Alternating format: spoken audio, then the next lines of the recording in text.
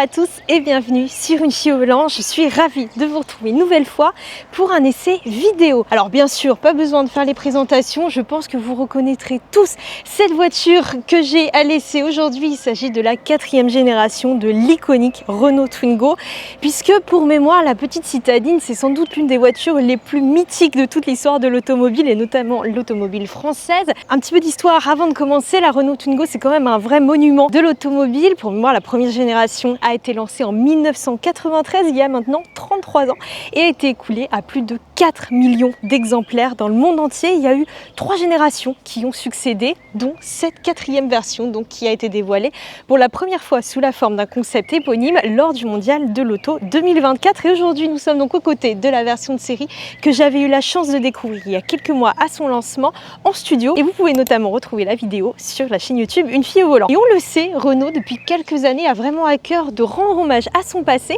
On a notamment l'exemple avec la R5, la R4 également, et donc cette nouvelle Twingo qui, je trouve, rend un bel hommage à la première génération. Mais vous inquiétez pas, on va revenir dessus juste après et on va faire un petit tour notamment de tous les petits clins d'œil qui rendent hommage justement à la version de 1993 que je suis sûre tout le monde a un souvenir avec cette auto. Moi la première, puisque c'est une des premières autos dans laquelle je suis montée quand j'étais toute petite. C'était une Twingo un petit peu bleu-violet. C'est vraiment un plaisir de retrouver donc cette nouvelle Twingo qui, je trouve, est très réussie. Je ne veux pas vous spoiler, on va maintenant faire un petit tour de l'extérieur comme d'habitude. Je vais vous emmener à l'intérieur pour découvrir ce poste de conduite totalement inédit et bien sûr je vais vous emmener sur la route pour voir ce que cette voiture elle donne. C'est parti.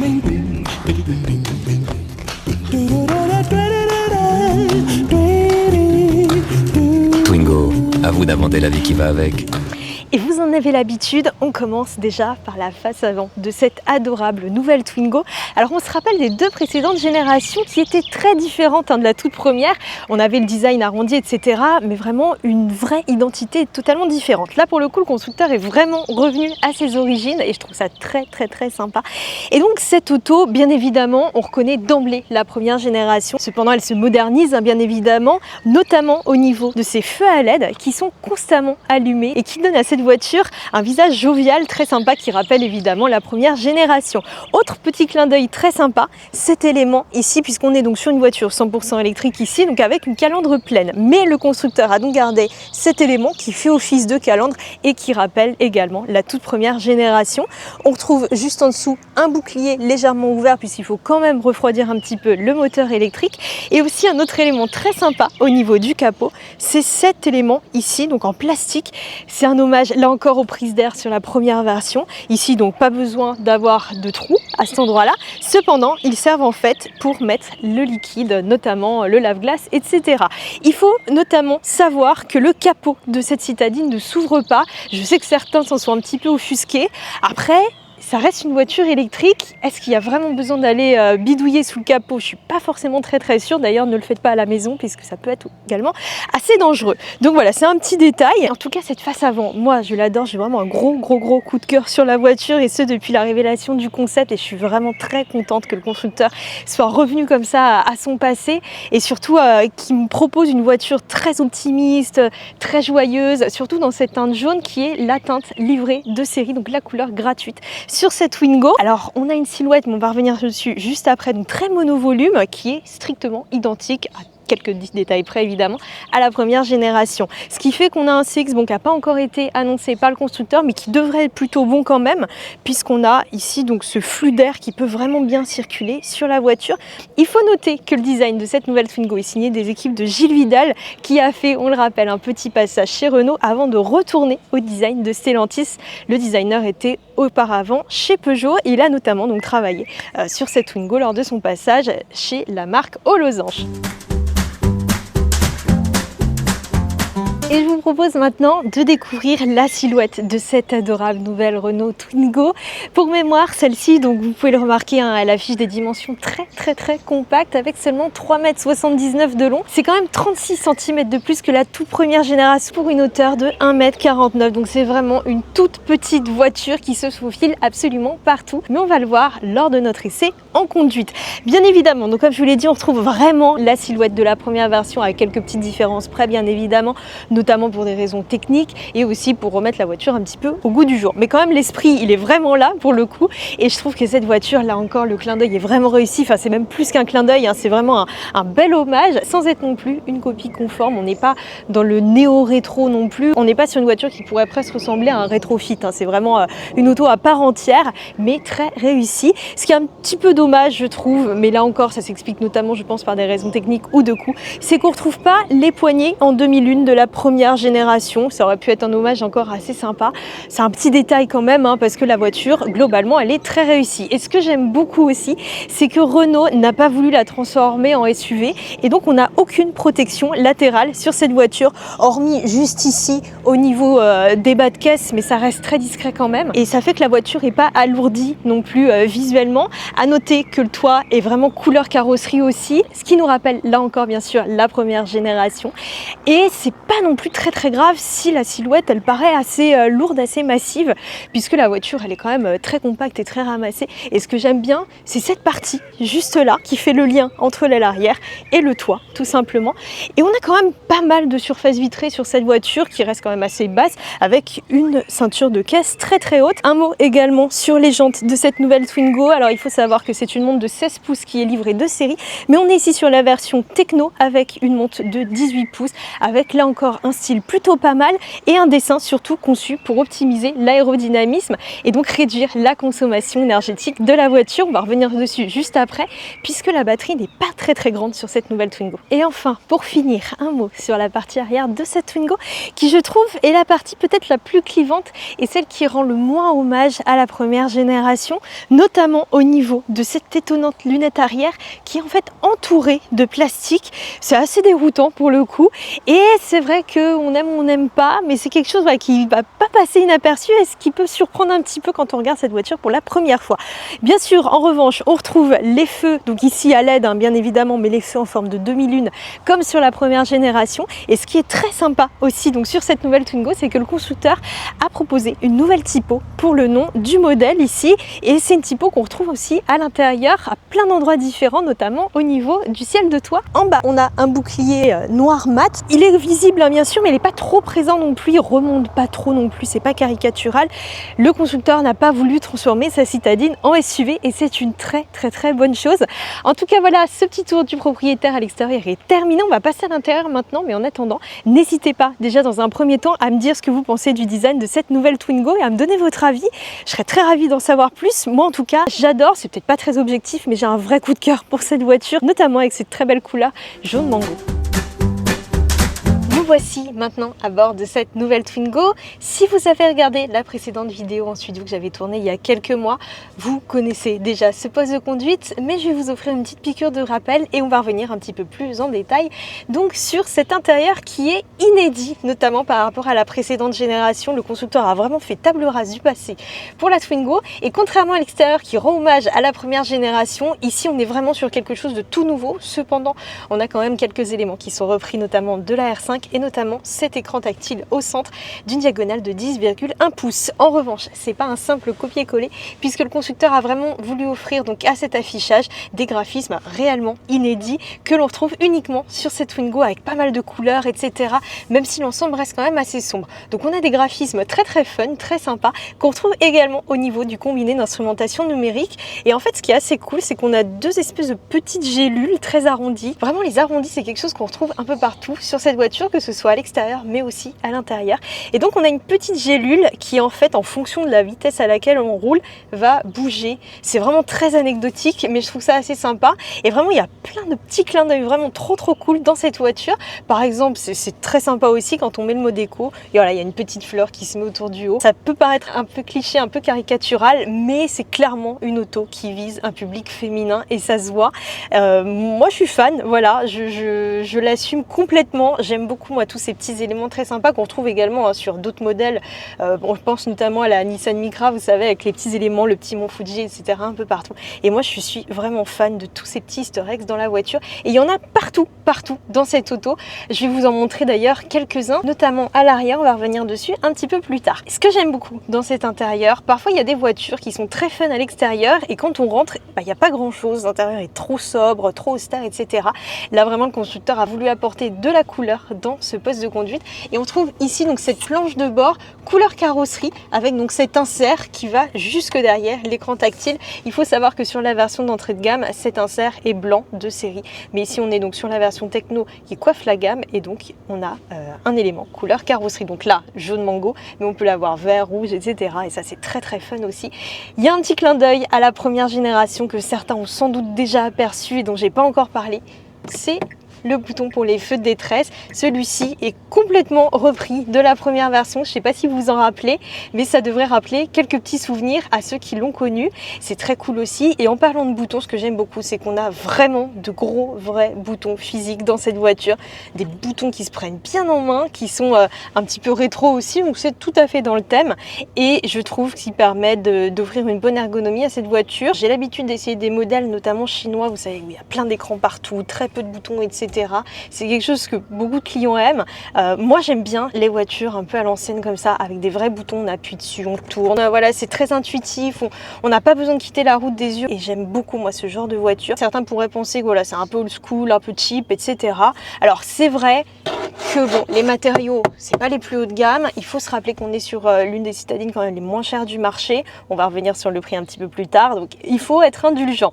Mais en tout cas, en ce qui concerne les boutons, moi je trouve que c'est un très bon point de ne pas tout avoir dans l'écran tactile, même si cet écran il est très complet aussi. On a notamment Google Maps pour la navigation avec un planificateur d'itinéraire intégré. On a pas mal d'applications, pas mal de systèmes, etc. Des aides par exemple pour savoir si on conduit de manière assez économique ou non. On retrouve bien sûr le Bluetooth, Apple CarPlay, Android Auto, etc. On a pas mal d'applications aussi, tout ce qui va être lié à Google entre autres. Donc vraiment c'est un écran qui est assez simple, il n'y a pas de fioritures non plus, ça va pas être possible de faire le karaoké, etc. dans cette voiture, mais il y a tout ce qu'il faut quand même. Elle n'est pas dépassée du tout, malgré son style un petit peu vintage, etc. et son apparente simplicité à l'intérieur. C'est une auto quand même qui vient juste de voir le jour, donc forcément on retrouve tous les éléments qu'on attendrait de retrouver sur une voiture moderne. Donc c'est très très bien, c'est vraiment un mix entre l'aspect ancien de la Twingo et l'aspect un petit peu qu'on avait sur la première génération, très pragmatique, très pratique, avec voilà des gros boutons, etc. et en même temps cet aspect plus moderne qu'attendent les clients quand même, avec cet écran tactile, avec Apple CarPlay, etc. On retrouve également deux ports USB-C juste ici. En ce qui concerne les rangements, il y a du bon et du moins bon. On retrouve quand même une boîte à gants, qui est d'ailleurs pas mal du tout pour une petite voiture. Mais c'est vrai que c'est le seul élément, ici le seul rangement fermé, puisqu'au centre, on a ici cette espèce de petite console centrale, donc très très basse, ce qui permet de dégager beaucoup de place ici. Moi j'aime beaucoup, mais en revanche c'est vrai qu'on va pas pouvoir ranger des affaires qui ont besoin d'être cachées, par exemple quand on se gare dans un endroit où on n'a pas trop envie de laisser ses affaires apparentes. Cependant le constructeur va également proposer des accessoires pour personnaliser un petit peu cette voiture, des accessoires imprimés en 3D. On va pouvoir clipser un petit peu à droite à gauche dans cette voiture, notamment, je ne sais pas si vous le voyez ici, mais il y a un petit crochet où on va pouvoir mettre là encore quelques éléments, ce qui permet de pouvoir personnaliser vraiment la voiture comme on le souhaite et vraiment la créer un petit peu à son image. Je voulais revenir également sur les sièges. Alors ceux-ci ont un design très très simple, on n'est pas sur le modèle le plus confortable du marché, c'est normal, là encore le constructeur a dû faire des arbitrages. Bien évidemment les sièges sont manuels ici sur cette voiture. On ne s'attendait pas forcément à avoir des sièges électriques, on est vraiment sur la voiture la moins chère du constructeur et une des moins chères du marché, je le rappelle. Donc forcément, ça implique quelques petits sacrifices, si on peut dire, puisque c'est pas non plus dramatique.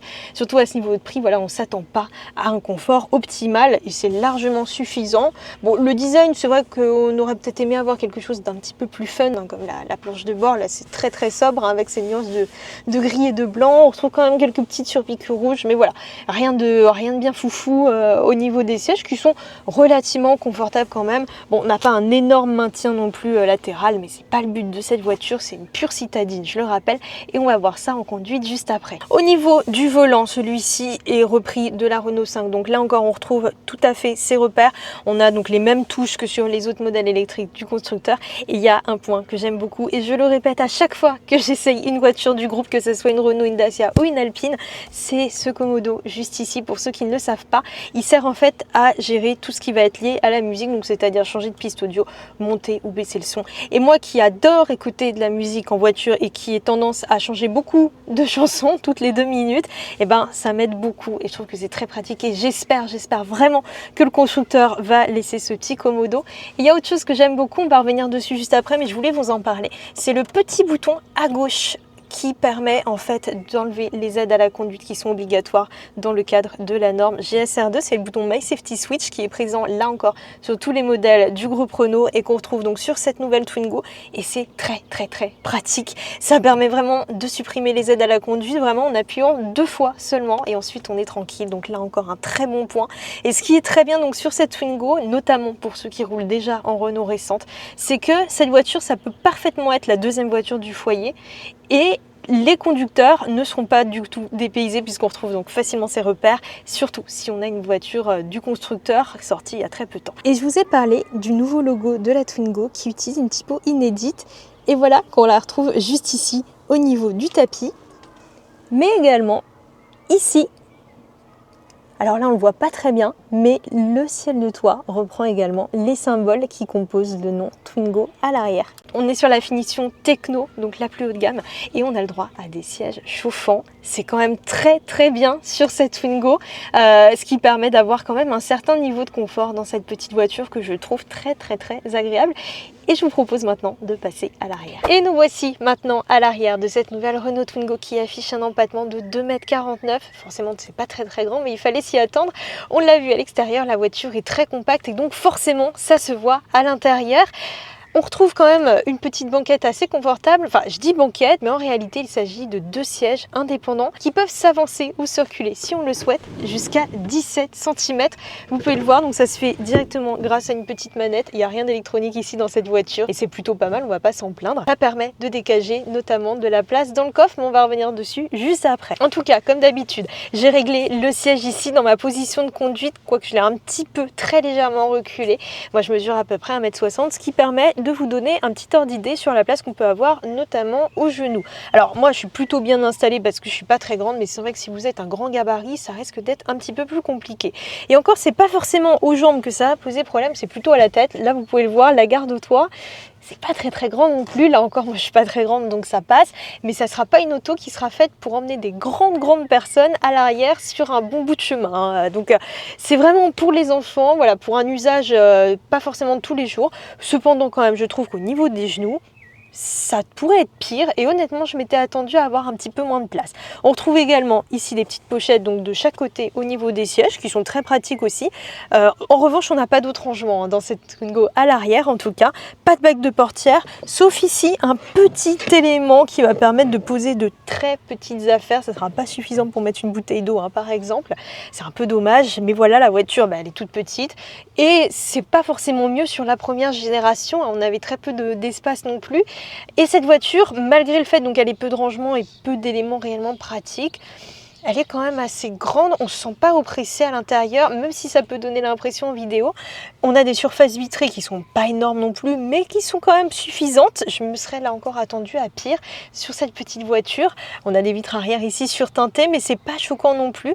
Et surtout, le ciel de toit clair, ça permet d'apporter un peu de lumière dans cet intérieur, puisqu'on n'a pas de toit panoramique, encore moins de toit ouvrant. Je le rappelle, on est sur une voiture d'entrée de gamme, une voiture qui se veut abordable, pas chère et accessible au plus grand nombre. Donc forcément, le constructeur a dû faire des arbitrages et donc ça passe par l'absence de toit ouvrant, ce qui est assez logique, et également voilà, on n'a pas de port USB-C à l'arrière, on n'a pas d'éléments de rangement vraiment, pas de console centrale où on va pouvoir mettre des affaires, etc.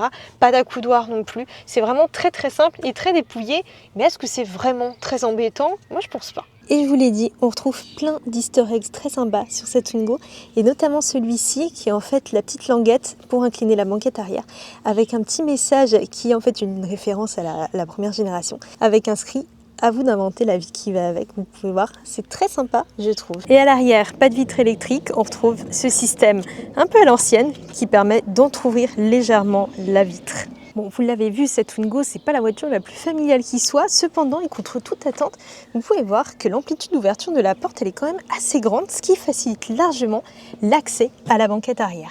Et voici le coffre de cette nouvelle Twingo qui affiche un volume de 205 litres. À noter que la banquette ici peut se rabattre si on le souhaite. Et on retrouve également ici des petits éléments, donc on en a un de chaque côté, qui permettent en fait de venir clipser des petits accessoires, par exemple une lampe ou un crochet, etc. pour vraiment rendre cette voiture encore plus pratique.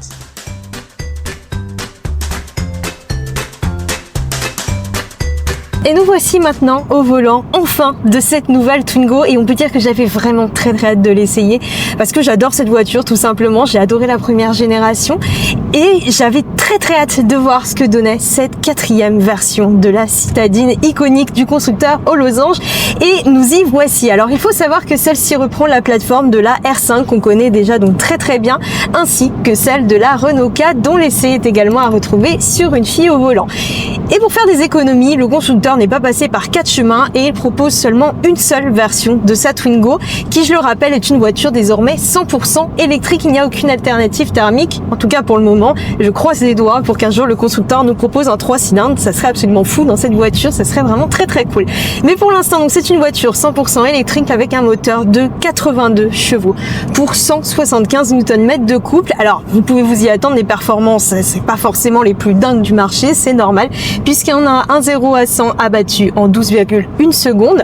Ça reste correct pour une citadine. De toute façon, c'est pas une voiture avec laquelle on va faire des runs et des courses, etc. Donc, c'est pas un souci. Et pour passer de 0 à 50, il faut compter moins de 4 secondes. Donc, c'est plus raisonnable. Le tout avec une vitesse maximale bridée à 130 km/h. Alors, je sais pas si vous l'avez entendu, on a des petits bips juste en arrière-plan quand je parle. Il s'agit en fait des aides à la conduite qui sont, je le rappelle comme à chaque fois, obligatoires dans le cadre de la norme GSR2 imposée non pas par les constructeurs mais par l'Union européenne. Ça inclut notamment l'alerte de survitesse mais également l'aide au maintien dans la voie entre autres, et ça peut être assez agaçant. Mais comme je vous l'ai dit, on peut désactiver ces aides assez facilement en appuyant 2 fois sur le petit bouton à gauche du volant, le bouton My Safety Switch, et là normalement je serai tranquille sachant que les aides se réactivent automatiquement à chaque fois qu'on redémarre le véhicule. Voilà, c'est un petit point. Maintenant on est bien installé et on peut enfin commencer réellement l'essai de cette petite citadine qui est très agréable. Alors, c'est une Twingo, donc forcément, c'est une voiture qui sera avant tout destinée à la ville. C'est pour ça que le constructeur lui a offert une batterie assez petite d'une capacité d'environ 27 kWh.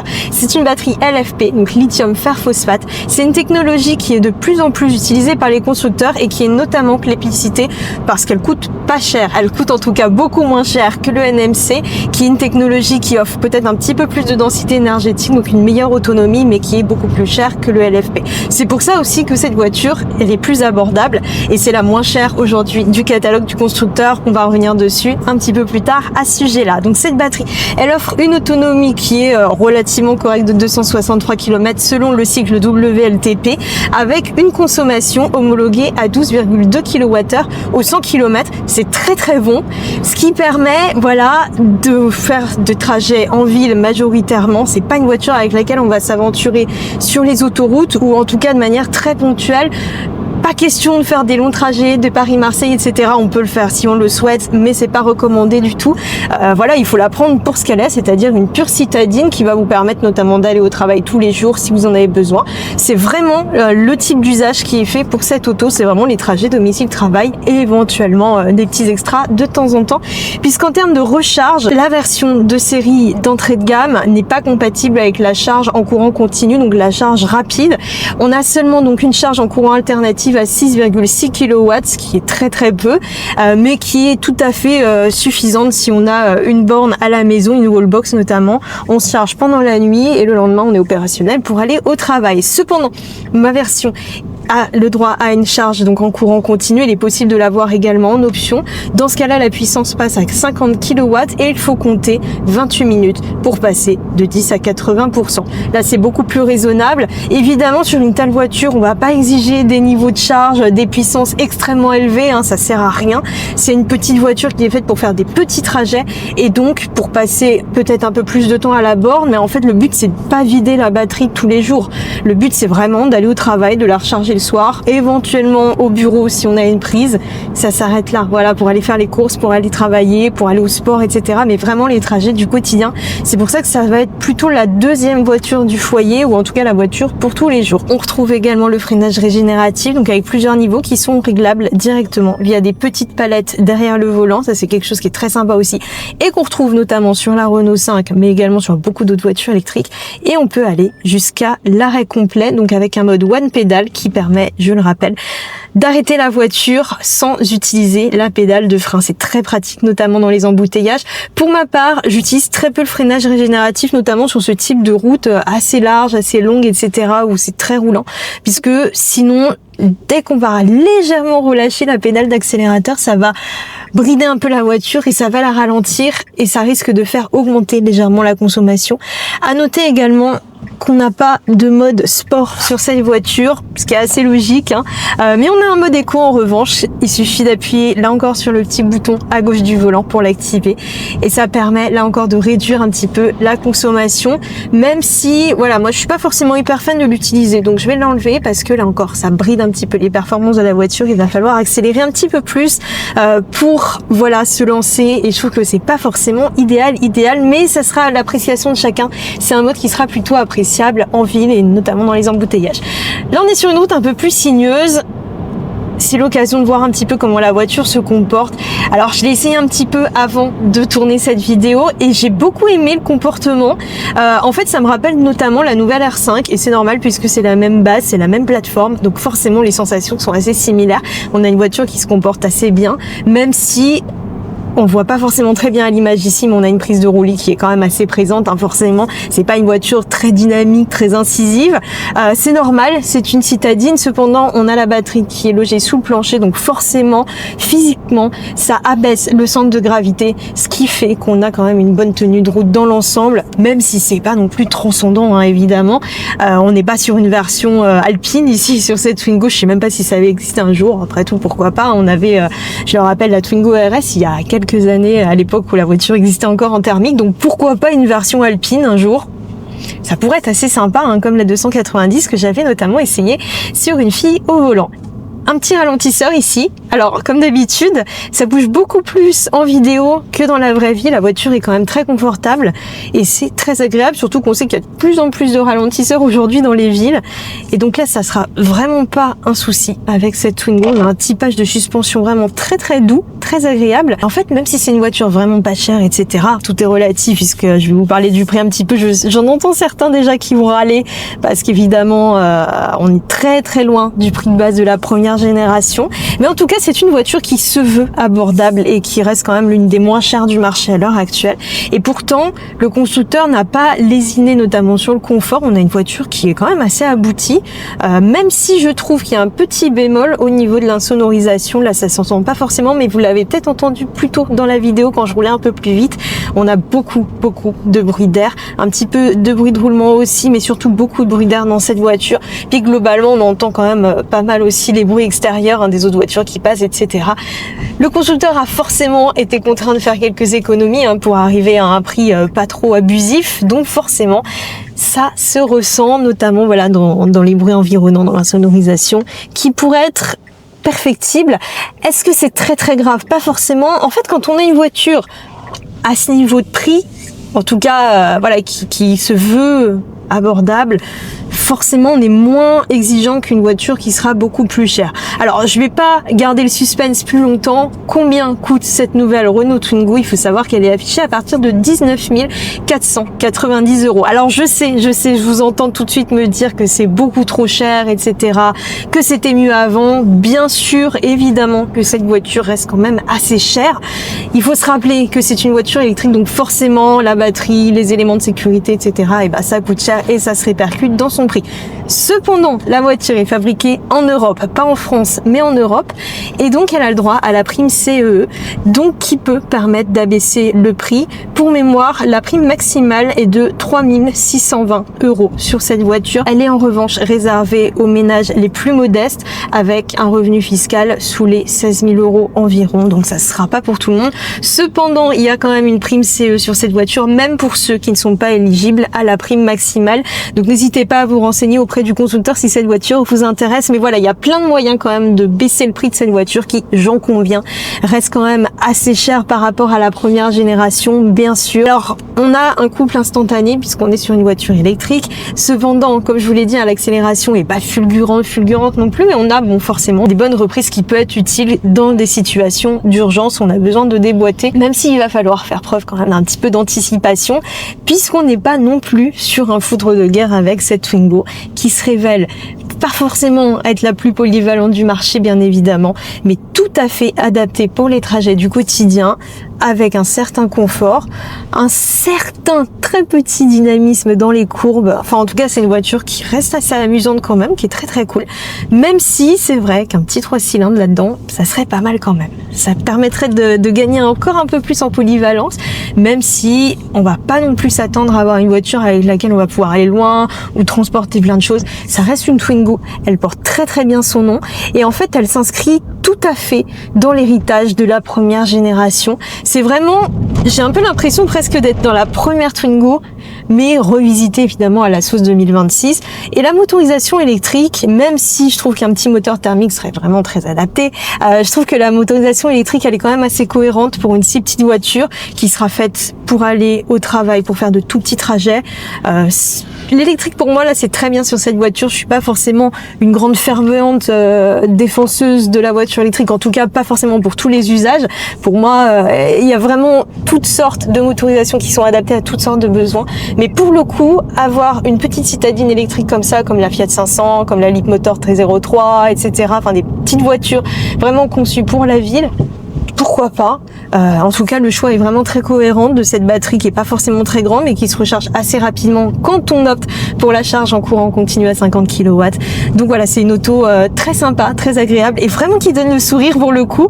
Je compte pas le nombre de pouces en l'air, etc., de super retours sur cette voiture que j'ai eu depuis que je l'ai, et aussi le nombre de gens qui ont la première génération Twingo et qui me demandent d'échanger avec celle-là.